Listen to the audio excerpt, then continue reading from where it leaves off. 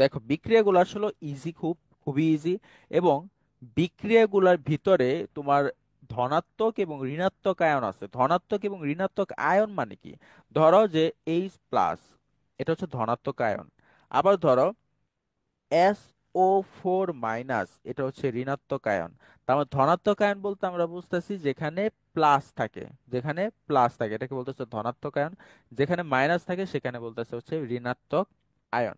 তো আমরা যদি নর্মালি H2SO4 এটাকে ভাঙাই, কিভাবে ভাঙাইতে হইব?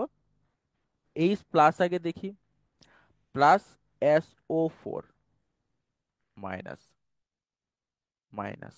এখন দেখো এখানে দুইটা মাইনাস মানে কি? এখানে দুইটা মাইনাস তুমি এভাবে লিখতে পারো, SO4 2-।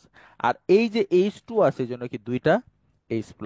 দেখো এটা আমি কিভাবে ভাঙছি, নর্মালি আমি যদি একটু খেয়াল করি আমরা, সেটা বলছে সব সময়, সব সময় কি থাকবে তোমার, তোমার এরকম যেই ব্যাটারিগুলো আছে এই ব্যাটারির ভিতরে কি কি বিক্রিয়া বা রাসায়নিক থাকবে? সেটা হচ্ছে SO4 থাকবে, সেটা হচ্ছে NO3 থাকবে, সেটা হচ্ছে তোমার OH থাকবে, সেটা থাকবে হচ্ছে কপার থাকবে, সেটা থাকবে হচ্ছে Ag মানে হচ্ছে সিলভার থাকবে, সেটা থাকবে হচ্ছে সোডিয়াম। তার মানে এই যে